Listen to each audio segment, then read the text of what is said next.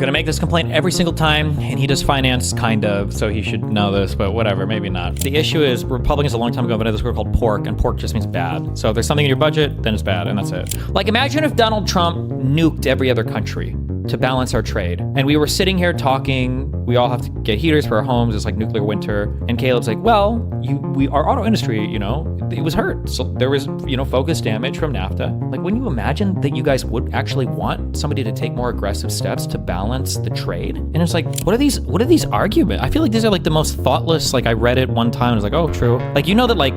What are you seeing things that other states are doing that we should be... Good counter question. Uh-oh. Now we find out that Caleb did his homework on any of this, or is it just a bunch of Democratic government assassinating talking points? I'll be honest, I was just pulling data from the state of Michigan and hyper-focusing on... Like, that's a political talking point? No, that's an economic finance reality. You have the political talking point. Your talking point is political. Like, well, don't you have to do something? No. I feel like I've seen some questionable tweets from this guy. I can't tell if he's like going MAGA duder or not.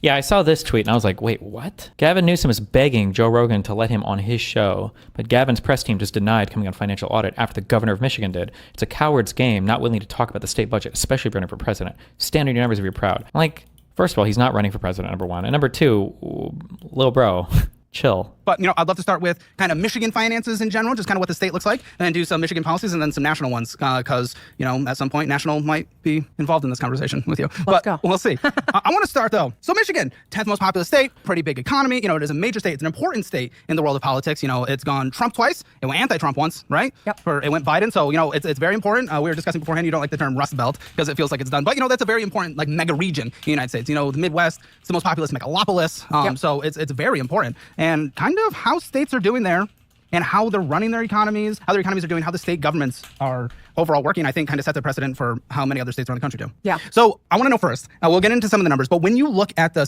state budget, when you sign a budget into law, when you advocate for certain things, what are some of the primary things you're thinking of when it comes to revenue collection, when it comes to where we're distributing revenue? What are key priorities for you? What are we hyper-focused on? So when we think about making sure that anyone can come to Michigan and build the life they want, that's really the North Star. That is who we are. People came to Michigan from around the world for a job in the auto industry. Well, I left. Decades ago. Sorry. I know. Well, it's time for you to come home. Well, it's a little cold. But, you got weak, huh?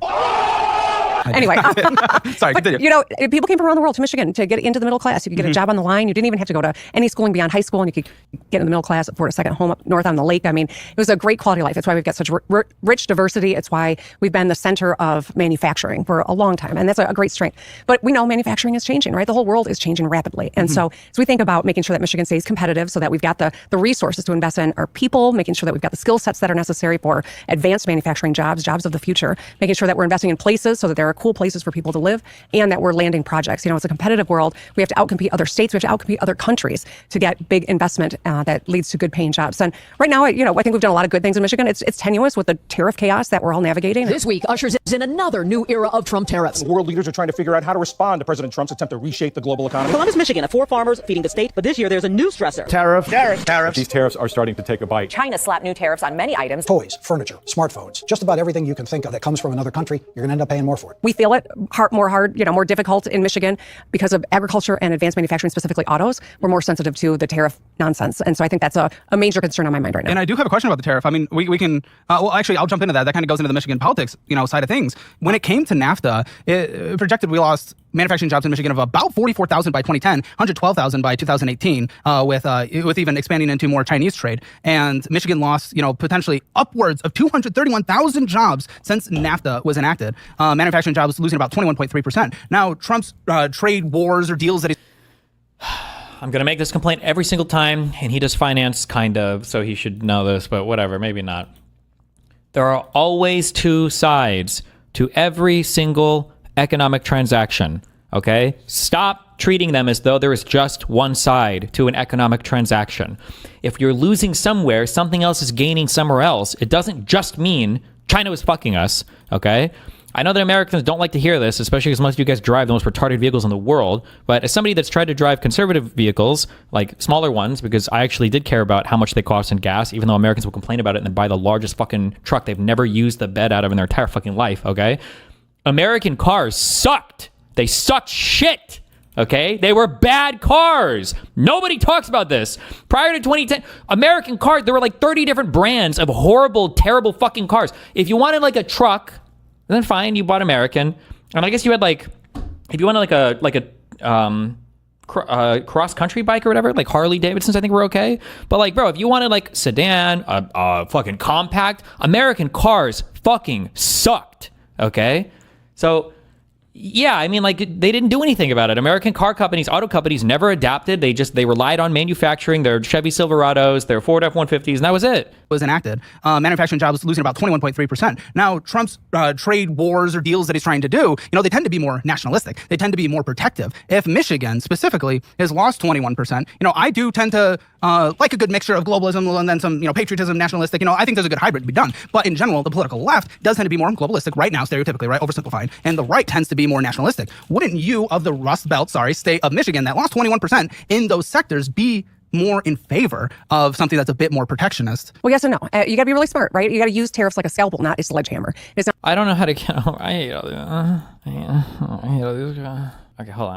I'm trying to see what my psychological bandwidth is right now. What is the they're snappy counters, but it's just like it's like such a thoughtless argument. Here's a bad thing. It's the at least he's doing something argument. At least he's doing something about it. So a guy's tried chemo, it's not helping.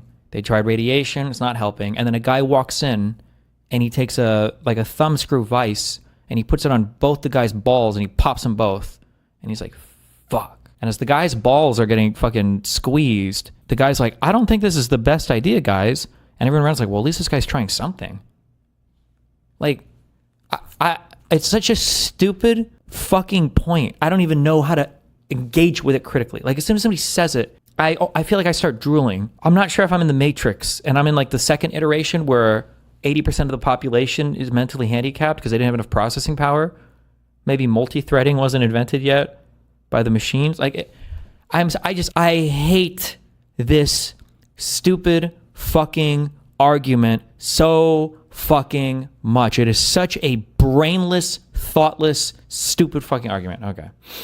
Globalistic right now, stereotypically, right, oversimplified. And the right tends to be more nationalistic. Wouldn't you, of the Rust Belt, state of Michigan that lost 21% in those sectors, be more in favor of something that's a bit more protectionist? Well, yes and no. Like, you can be a bit more protectionist.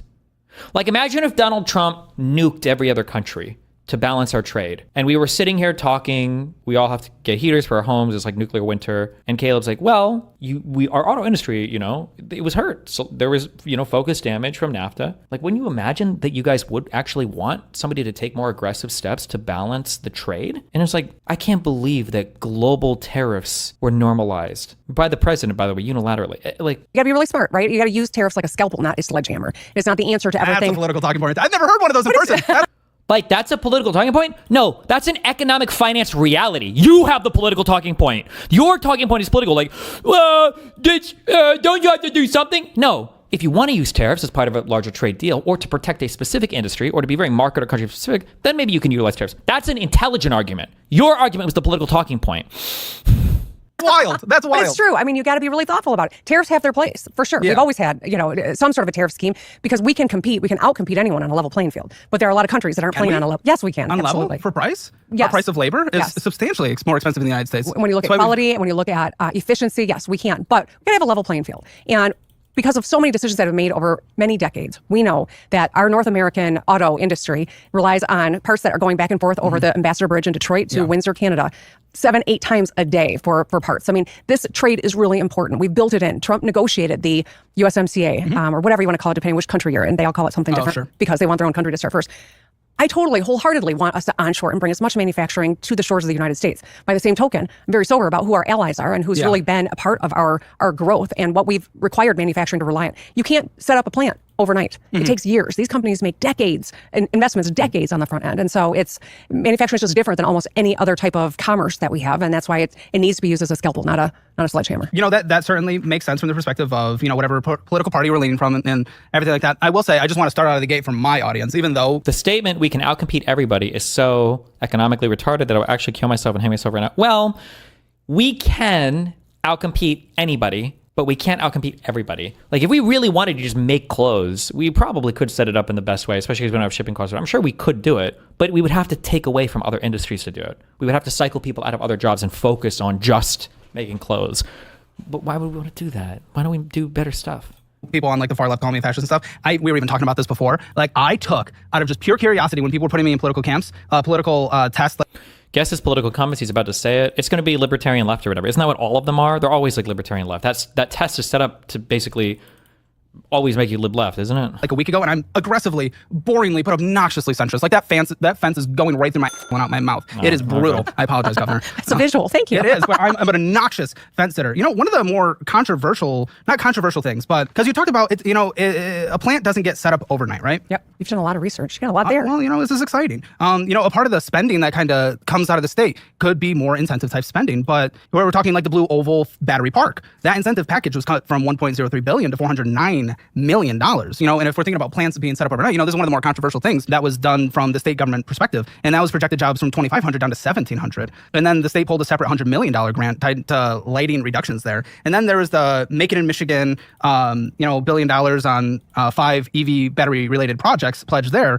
Where we're choosing to put the money that obviously other people are making and whatnot. And then we're kind of reducing some of the incentive packages we're doing to certain plans. And like you said, it's not an overnight thing when they get in there. What is your thoughts on that in terms of where we're putting the money to help businesses actually relocate to other states, especially when we're kind of slashing and then saying, no, it's going to go into 5 EV battery plants. I'd love to hear your perspective. I think when you talk about autos, there's no question that the technology is changing and evolving, and we're getting smarter, we're getting cleaner. That's a good thing, right? And under the Biden administration, they had a lot of incentives, and we saw a huge amount of investment that was being contemplated or begun in this country during the Biden administration. Now, with the Trump administration, a lot of things are getting pulled back, and business is nervous, right? As well as I know, when there is an uncertain, strategy, when the rules keep changing, what happens in uncertainty? It's paralysis, right? You stop spending, you pull back, you wait to see, is the dust going to settle, and we're going to make these billions of dollars of investments. And so one of the things we know, though, as more electric vehicles come online, as we build up the grid and support people being able to travel with an electric vehicle, where the batteries are built is going to be the center of gravity, because they're going to be the heaviest component in the car. And so battery plants are really important to Michigan as we think about the long-term dominance in mobility. We are currently the home of R&D for almost every auto company on the planet. Michigan loves them cars. Yeah, but we've got to also be able to be the place where they can build batteries. They got the expertise and the concentration of assets in Michigan, and that's why really getting aggressive around that space has been important for us. Which I can certainly vibe with, but as like the CEO of the state, right? And we're thinking about what CEOs are doing right now. 87% of CEOs in Michigan expect a weaker overall state economy looking over the next decade. Yeah, there's no question that when you look at right now what's happening, there are a lot of very Wait, but why? And compared to what? This is another thing too. Is like people don't. Oh, bro, dude, my knowledge level on so many things is like 101 at best. It's like a kid who like remembers half the shit from a 1000 level or a basic level class. I don't understand how nobody else, it's not like I'm sitting here spitting like arcane knowledge on fucking finance. If I were to tell you, here's how my investment went over the last, we'll say 5 years or whatever, right? And I were to say that like my rate of return was like, we'll say negative, 0.8%. Was this a good investment or a bad investment? Do you know what the answer is? You have no idea, because it depends on the market, or at the very least on the sector, or what you can get as specific or unspecific if you want. Because if the market for the same time period, right? If the market looked, like this, you fucked up. How are you losing in the bulls in the market? It's running, okay? But if the market looked like this, well, fuck, you did pretty well. You only lost, less than a point on whatever your investment was. Everybody else is losing on average, 2, 3, 4 points. Then yeah, that's fine. It's not bad. When you're saying things, like business leaders for Michigan's May 2025 survey found 87% of CEOs expect a weaker state economy over the next year. Compared to what other states? Compared to the U.S. Overall? We need to contextualize this number. Calling Whitmer the CEO, or calling any governor the CEO of their state, isn't exactly accurate in the way that he's envisioning it. We would say CEOs, let's ignore board of directors, CEO has ultimate control over their company. The CEOs, the governors don't have very much control really when it comes to economics, well, they have some economics or like trade or whatever. That's all relegated to the real CEO, which is like the federal government, maybe the president, you could say president/Congress. Michigan is not allowed to cut individual trade deals. Michigan can't tariff other countries. Michigan can't dictate the allocation of federal funds, which can be a huge driver, motivator or demotivator for things in particular states. So it's kind of weird to settle all of this onto Whitmer. Did I call it Gritmer earlier? On Whitmer, and say like, okay, what are you going to do? It's like, well, you know. Yeah, there's no question that when you look at right now what's happening, there are a lot of very, troubling signs about what's happening in the economy. And I think a lot of it stems from the unpredictability of the tariff network and policies right now coming out of DC. It's challenging. And I have been advocating with the president, with his cabinet, with folks in Washington, DC. I mean, I go no matter who's in office because my job hit is your face. deliver. Well, I wasn't there for that particular press conference, but That was very funny. That was very funny, wasn't it? Okay. I mean, come on. That was great. I can laugh at it now. Yes. But my job is I'm the governor of Michigan. I got to show up and fight for the people of Michigan and the Michigan economy. And that's really what I'm doing when I'm trying to set the table and I'm trying to make sure that our people have skills and that you understand, how to have personal finance, passing a law so that we are arming our people with information so they can make good choices and build the lives that they want. All of these things are related. And I am very excited to talk about that one because that is something I've advocated for these past 3 years. But I do want to talk about, again, the state of Michigan first. Sorry, I get distracted into rabbit holes way too easily. So outstanding debt for the state of Michigan, $6.925 billion by the end of last year. Now we're looking at 2024's financials because I believe 2024 to 2025 financials for the state of Michigan just closed out this month or last month, if I'm not mistaken. However, good news. That debt went down $300 million or 4.2% year over year. GO bonded debt, $691.2 million. But then, the vast majority of that 6.9 is revenue dedicated from transportation and state building authority. And then the government itself does have lease commitments of $729.4 million in general. And there is MDOT capital commitments year end $3.3 billion. How do you feel about the debt of the state of Michigan? I mean, 4.2% paid off year over year capital commitment. I don't understand what general obligation bonded debt, revenue dedicated, transport. What do we see the overall revenue? This isn't revenue, right? Why do we shouldn't we look at our revenues? Isn't that important? It's year end $3.3 billion. How do you feel about the debt of the state of Michigan? I mean, 4.2% paid off year over year. If you were a guest on the show, I wouldn't be screaming too much of that. That's pretty okay. That's pretty chill. That's progress. We paid off. Well, maybe. I mean, it depends. That's such a variable. If you have $100,000 of outstanding credit card debt and you were only paying off 4.2% per year, that'd be really bad. No, I have a lot of debt, and I'm proud of that. I think that's really important. One of the things that states can't do, like the federal government does, is run deficits, right? Borrow money. Like we can't do that. We've got to have a balanced budget. I have had a balanced bipartisan budget every year that I've been governor. I've been to Wall Street to meet with rating agencies. We secured an upgrade in our bond rating. These AAA, right? These are AA, I think, right now. But that was an upgrade from where we were, and so I think it's important to have our fiscal house in order. It impacts everything that we're trying to do. So we take that very seriously. It's not sexy to most, but I'm glad that you find it exciting. No, I'm gooning over here. Do you know what gooning is? You know what? I actually was just hearing about gooning. Really? Yes. From who? The lieutenant governor? Whoa. I don't know. Is that a controversial thing? Where was it? I don't know. I had something on television. They're talking about gooning on TV. You were talking to a guy. This is you were talking to a guy who was spending his money on spicy media. But you withdrew. What is this adding up to? About $700? Would you say $700 in cash? That's a lot. I can't think of anything. Not strippers. No, he doesn't do that. No, I just stay at home all day. Really, he really doesn't go anywhere. It's expensive gooning. It's a smoking gooning. Now, if I saw that in the government's book, some only purchases, I'd be a little concerned. They're not there, are they? Is that what you were talking about when you were saying he was gooning, right? Probably. Yeah, he probably had that OF. So educate your listeners who are not as cool as you. Gooning. Endless permanent never finishes. I appreciate you. Press secretary, I apologize. I keep seeing her there. I'm judging on her facial reactions. About it. Yes, it was your show. Thank you for educating me, Caleb. One thing that is a slight concern, though, there is if we look at the net position of the state of Michigan, it is still negative $1.3 billion. Now that's like assets owned and then commitments that is required spending. So yes, we're running of the state of Michigan. It is still negative. There is if we look at the net position of the state of Michigan, it is still negative $1.3 billion. Now that's like assets owned and then commitments that is required spending. So do states or governments normally keep track of assets owned? Like in the United States, no, the government will know. I guess for GDP, we don't know what the whole country owns, I guess. Oh, yes, we're running a surplus.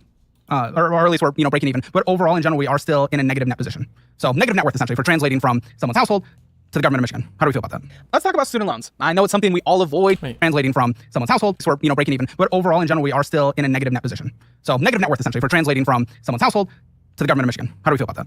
Let's talk about student loans. I know it's something we all avoid talking about, but if your private student loans are crushing you, why refi might be exactly 33978. That is 888-973-3978. Break free from the high interest trap and get your finances under control once and for all. Well, I don't love it. I don't love the fact that we've built a budget based on some expectations from the federal government that right now with the shutdown, we don't know what is going to happen and what's not going to happen. We've got a lot of folks who get food benefits from the feds that the money's not coming in. So, I mean, this is, I think, a really lousy position to be in. What we can control, we try to make sure that we get our budgets done on time and that they're balanced, but there are a lot of things that we can't control, and so we've got to have enough flexibility to make decisions along the way in our budgets. And when it comes to spending, Health and Human Services is $35.57 billion, or 44% of the spending in the state of Michigan. And if we're talking food stamps, let's just say, or food assistance, I used to be, I still am. I want people to have assistance who need assistance, especially those that fall back. It's a safety net, right? Yep. Safety. I've had so many people on this show now, and I know we get the worst of the worst. It is. Not you, I'm sorry. Like, your personal finances are probably okay? Yeah, they're in pretty good shape. Nice. Okay, so, but I've had so many people on the show where they are specifically choosing to not go work more hours because then they'll be taking off benefits. And I'm wondering, even though I want to support people who fall on hard times, obviously, because they're human beings, have we set up our systems in a way, let's say the state of Michigan,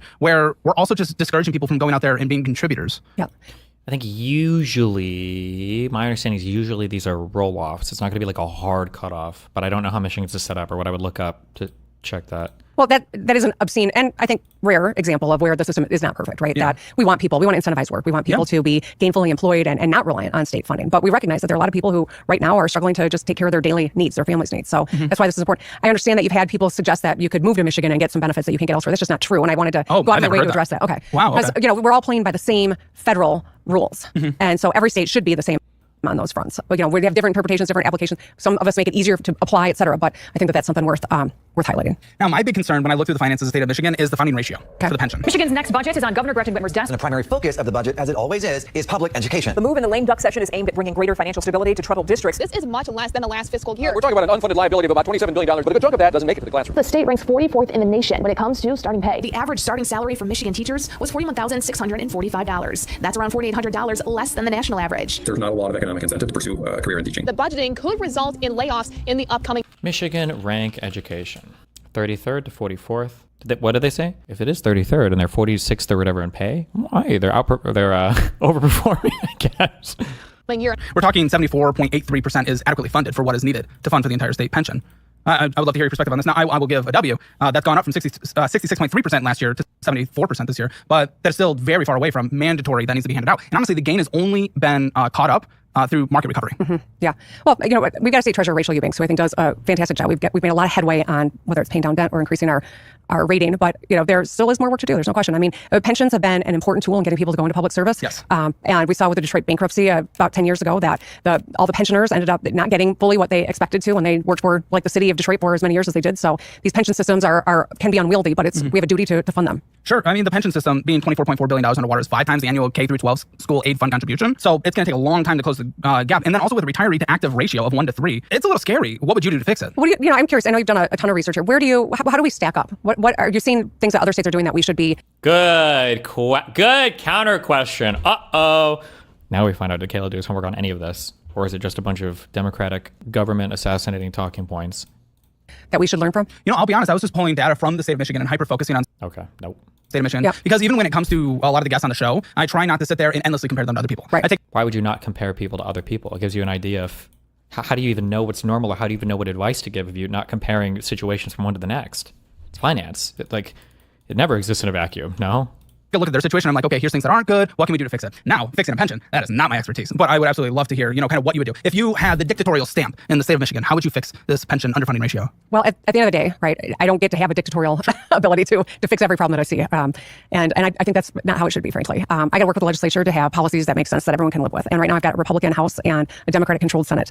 I think that we did a lot of good things in this last budget that we got done, whether it is cutting taxes on overtime and tips, like the House Republican leadership wanted to do. It's similar to what President Trump has done on the national level, or it is investing in kids and newborn health that was a Senate priority. We got a lot of good stuff done, but there's always going to be additional work to do to shore up as we think long term, especially as we've got so many public servants who are aging and are going to be relying on this. So how can I fix it overnight? I can't fix it overnight. I recognize that it's an important part of a long term solution that we got to continue to strive toward. Well, what is the steps to put in for the long term solution though to fix the pension? Well, first, as you said, we're in a stronger position than we were, and a lot of that's been driven by the market. Yes. So we'll take it, right? But how do we ensure that we're putting more resources in? We've got our MIPSers, which is our school employees retirement. That is going to be coming offline in a few years because we're getting up to full funding there. And so that is one additional mechanism that we'll have to put toward additional retirement dollars. So my concern when it comes to, I know that's not a retirement plan for everyone in Michigan. It's, the employees for the state. But when it comes to, especially on the federal level, entitlement programs that are put in, I'm a big fan of a lot of the concept of a lot of them. But one thing that we at least found within the last 100 years, if a big entitlement is put in, it's impossible to get rid of. And my fear with, like a pension plan like this, right, is it's so attached, people are going to be very patriotic about it who are, state employees. But if it is not a sustainable system, it's going to be borderline impossible to tweak in a significant enough way to change it or even get rid of. Kind of like Social Security, it's not going to work for my generation. I'm going to get a substantially less amount of money. Yep. This is not true, by the way. Like I think the minimum,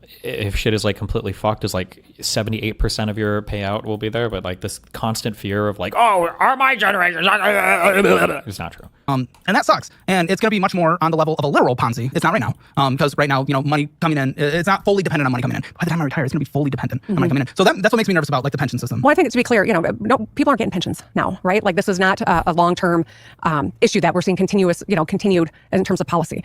Previous governors and legislators got into the pension system. I'm not. Yeah. And I've been doing this for 25 years. So you're going to be president, so we don't have to worry about it. Well, we're phasing out is what I'm saying. So as you think about like how is this sustainable over the long run, it's not going to be as big an issue for us in the long run because it's not available to people. That's good. Now, spending, 44% goes to health and human services, as we said, 31% to education, transportation, 6.8%. And I know that was a big thing for you. I remember Fix the Damn Roads when I still lived Yes, there. sir. 4.3% to the general government, public and safety corrections, 3.81%. I assume most of public safety is locally funded. Revenue sharing, 1.67 billion. Tax credits, 1.46. And I do have a little bit, to talk about that as we continue to go through this. And then just some smaller ones in general. And then, when it comes, and I would love to actually learn more about this. When it comes to the revenue, we got operational grants is $33 billion, general taxes, $21 billion, education, $16 billion, and transportation, $3.7 billion. Go into operating grants.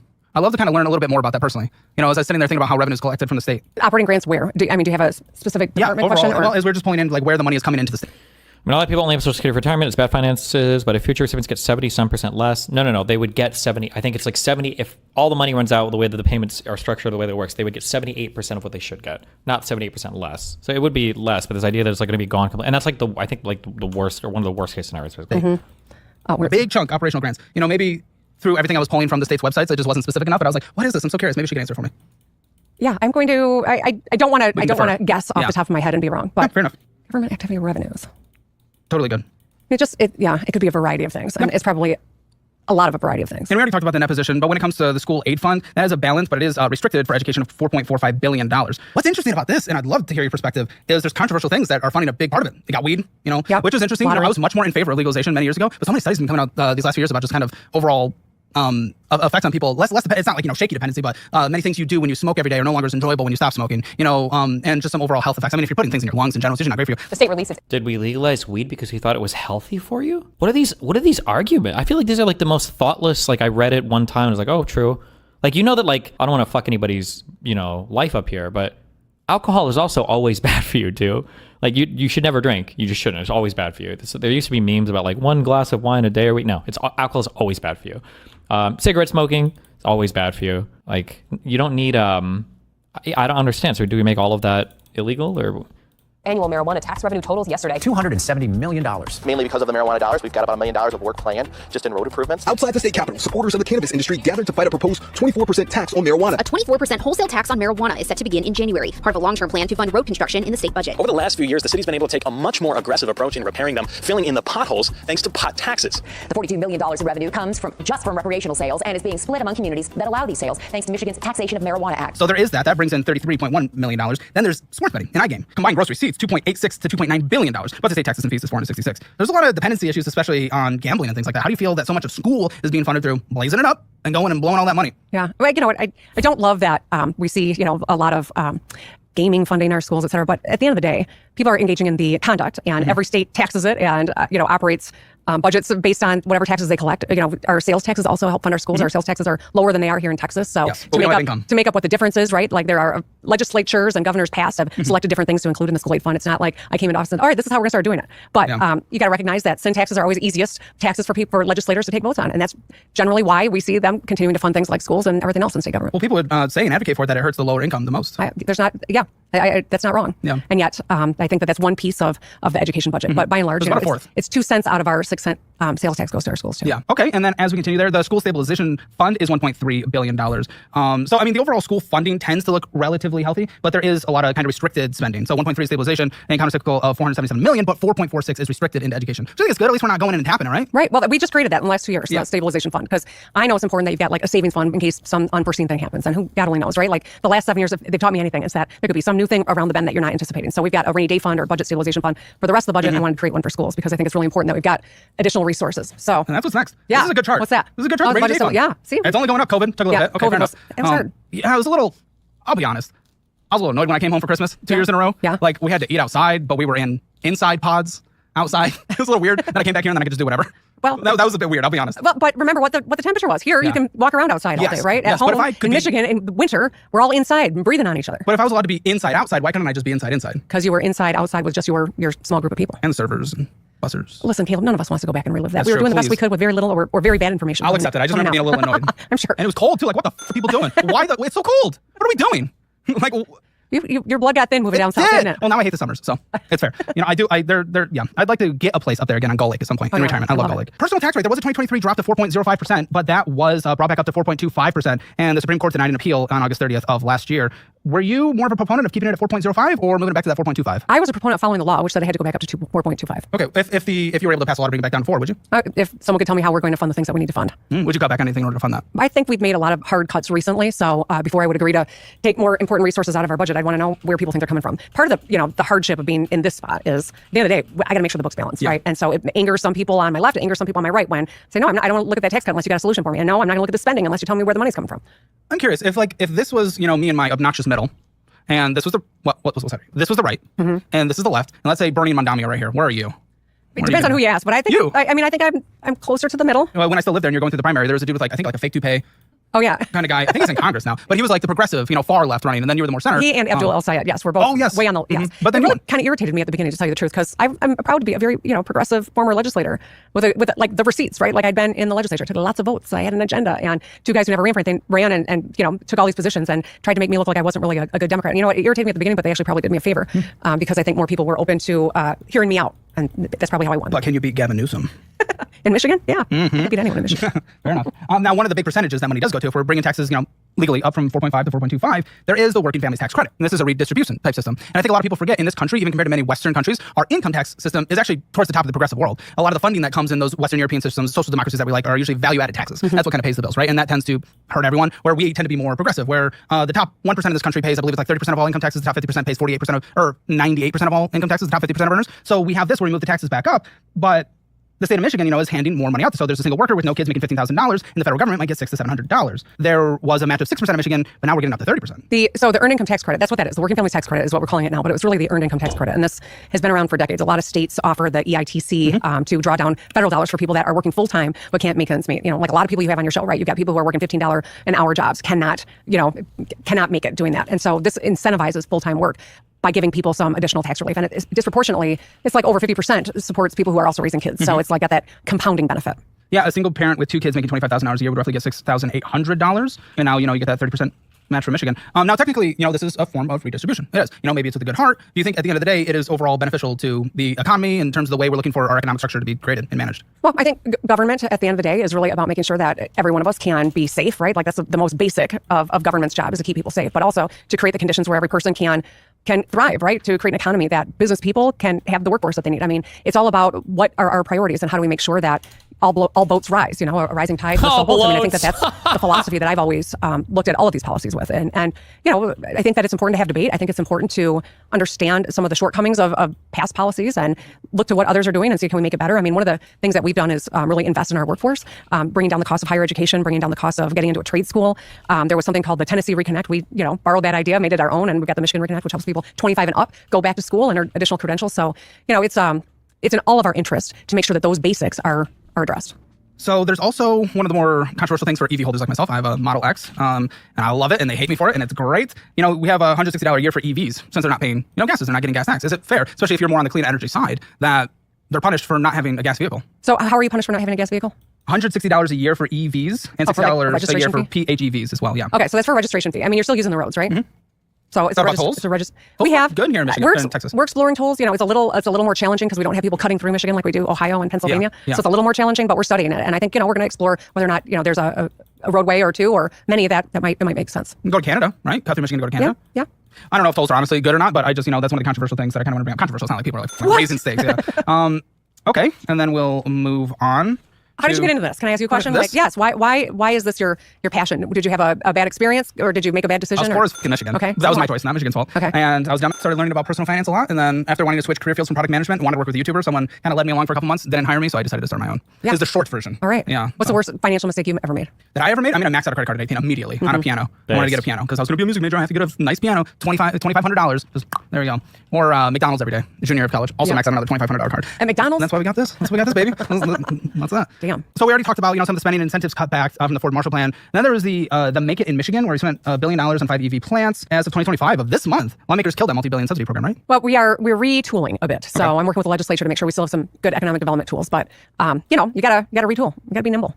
We're competing against Ohio. We're competing against Japan. You know what I mean? Like, we're competing against the world. So we've got to have the tools we need. And then pork. Government loves pork. We got $950 million there. So $234 million public infrastructure grants, like $50 million for downtown Pontiac, $20 million to the city of Wyoming, $20 million Detroit, Greektown Corridor, $5 million to Grand Rapids Children's Museum, $122 Thoughts on the comments for it? I don't know. It sounds like he's just running through a ton of numbers and getting her to say a sentence or two about it. I don't know what the point of this is. $2 million community enhancement projects, like $12 million statewide YMCAs, $5 million Detroit Fisher Building, $5 million Special Olympics. $5 million West Michigan Chamber. Do they not have their own money? Special Olympics? I mean, Special Olympics. Are you against Special Olympics? No, not the biggest fan of taxes sometimes. I understand. Especially now that I have to write the check instead of getting automatic. I get it. But, you know, this is not unique to Michigan. It's not great. And we are making changes to have more transparency in the process. Yes. To make sure that people who are promoting whatever project they want to get done have to do it so many days in advance so that the whole world can scrutinize it, so that they can make their case that it's the right thing to do. And trust me, I qualify for the Special Olympics. $91 million for healthcare projects, $20 million to the Henry Ford Health, $30 million Saginaw Medical Center, $10 million for Detroit firefighter health support, and then dozens of smaller options like $900,000 to a Troy cricket field, because lots of Indian immigration there, $200,000 to New Buffalo Disc, and $1.6 million Grand Rapids Ballet, Troy cricket field, because lots of Indian immigration there, $200,000 to New Buffalo Disc, and $1.6 million Grand Rapids Ballet from the. Wait, what? I didn't understand that comment at all. Wait, what? Am I retarded or am I? Because lots of support, and then dozens of smaller options like $900,000 to a Troy cricket field. Indians are known to love cricket? Why? I thought that was the Brits. Who plays cricket? Oh, okay. I don't know. Whatever. Because lots of Indian immigration. All sports are cringe and stupid, so. There. $200,000 to New Buffalo Disc, and $1.6 million Grand Rapids Ballet from the States. Why can't Grand Rapids do that? It's a good question, Caleb. I'll have to tell you what legislator asked for that, and you can ask them that question. This is, you know, I love my home state. I know. Well, this doesn't make sense when you're looking at it from, 40,000 feet. I get it. But don't we, before we... I understand. But at the same token, I got to get a budget to my desk, and legislators come with their special projects, and they negotiate them in. And I introduced a budget. It doesn't have any pork in it. All right. Yeah. And I introduced the budget. So these are not things that I ever was advocating for. Yeah. But the legislature gets their shot at it, and this is often what you see. Detroit downtown boxing gym, $2 million. Detroit Zoo, $7 million. We like the zoos. They're great. Zoos are exciting. Frankenmuth Youth Sports Complex, $10 million from the state.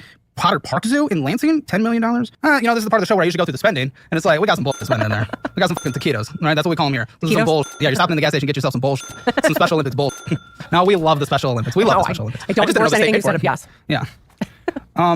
Well, actually, and why it's kind of controversial is a lot of it is like no bid, negotiated late, and sponsored. I don't understand what the issue is. The issue is Republicans a long time ago invented this word called pork, and pork just means bad. So if there's something in your budget, then it's bad, and that's it. Now, Republicans they love their pork spending as long as it's on a project that they like. I mean, these are bills that are being negotiated by, I imagine, state representatives that are representing all the districts from your state. And I imagine there are people that want certain projects paid for in their places, and like you can call it pork, but I mean, ultimately it's taxpayers are paying money in and the state is paying money out. So, I mean, you fight for your districts, right? Or after pack. Yeah, I know, it's gross. I mean, I think that every dollar should be, if it's used in those ways, there should be a bidding process or front end transparency, which is what I think we're going to. There's also $3 million in, I think this year, for state managed retirement plan marketplace for businesses under 100 employees. Like I'm a small business under 100 employees. Like I save money on taxes implementing a retirement plan. Why does the state of Michigan need to come in and use taxpayer money to set up retirement plans for private businesses? It's a good question. I don't have a great answer for you other than I think the goal there is obviously to help the Small Business Association help their members get health care. And at least there are some things in court, like $2.5 million for the Lansing lug nuts. Who goes to the lug nuts? I don't know what a lug nut is. A lug nut is a part in your car, and the lug nuts are the baseball team in Lansing. Interesting. Lots of e-bike incentives, $1,250 per bike, $1,250 per bike. Electric bikes, e-bikes, could soon become more affordable under the new state budget. Republicans say the program is another example of wasteful spending. The vouchers could save buyers anywhere from $500 to just over $1,200. What was the public feedback? Bro, how much do these bikes cost? What the fuck? About what kind of access there should be now for bikes. I would say it was really split. Some were very much in favor and in support of what the department was proposing. Some were very much against it. So it's expensive, just people are paying a lot of money in taxes, and it's a small percentage. Mine costs $2.5K. Jesus. Overall, but it all stacks up, right? Right. And when we're thinking of like the pork that it goes to of almost $1 billion, like that starts to hurt. So this one was this is a pilot program put into law this year, $2.5 million going to grant program aimed at short-term lenders, payday loans, essentially. Government-funded payday loans. Now, I know you didn't advocate for this. I'm not saying that. You're right. I just assumed signing a budget that doesn't have any of those things in it, like the budget that I introduced in February. The state of Michigan outlook is actually pretty, in general, pretty good. 3.9% growth income per capita this year, projected going forward about 3.2%. And we do expect slower growth overall, economists are saying, but still growth in Michigan, which is good. You got up to the AA plus. That's exciting credit rating. And Detroit's kind of, getting a nice little rebound. That little core area. We like that. If I would live anywhere, it would be Grand Rapids personally if I moved back. But 50% of the year being overcast just can't do that. There is, potential tariff risk right now. Manufacturing is flat to down and uncertainty is definitely high. The state is 49th in population growth. That is a long-term risk. Growing population is required for a thriving economy. NCO sentiment is negative, and so those are kind of the concerns of the state of Michigan. Do you have any thoughts on those before we kind of go on into some of the other Of course I do. I got thoughts on all of it, but I'll keep it succinct. I think there are a lot of good things happening. I think overwhelmingly, we just saw a new poll come out about kind of sentiment in Detroit. Some crazy number, like 78% of people feel like we're on the right track. I don't know how long it's been since you've been to Detroit, but what do anti-tax people really want? Isolated communities? There are no anti-tax people. 20 years ago, maybe you could have a conversation about that. Right now, it's all fucking retarded shit. Because the same guys that are anti-tax are, clapping like, retarded fucking seals when ISIS funding is getting 100x'd, or clapping like seals when Pentagon funding is going up, or when we talk about building coal-powered destroyer ships or whatever, or funding, more and more tax cut. Like, it's just, there is no principled position. It's just a bunch of fucking retards that shouldn't be allowed to vote. There should be an IQ test for voting, and the IQ test should basically be, do you think that Biden legitimately won the 2020 election? And if you vote no, then your ballot is just set on fire along with your house. We try to avoid it. Well, we hosted the draft last year. It was spectacular. I mean, there's so much good stuff going on in Detroit, Grand Rapids. Yeah. Michigan's a great place, and yes, we've got some challenges, but I feel like we're making real headway, and it's an exciting time to be in Michigan. For at least half the year. No, all year round. Caleb, people are going to need places like Michigan. 20% of the world's fresh surface water. We don't have nearly the climate stuff that you guys have down here, for instance. We got them droughts and flood. Or on the East Coast, I mean, when we have an ice storm, we got the equipment to take care of it. That is true. The only reason I'd move back to Michigan is if the world is collapsing. That would be the one thing. You're kidding me. I'm with you. My family's there. I love Michigan. I got my Michigan stuff. I know. You got Michigan here, too. Yeah. Oh, thank you. Yes. Okay. I'm good. So the thing I keep thinking about is, was it worth it to be happy for a little bit? Even though it ended up sad? Or would it have been better if the whole thing never happened?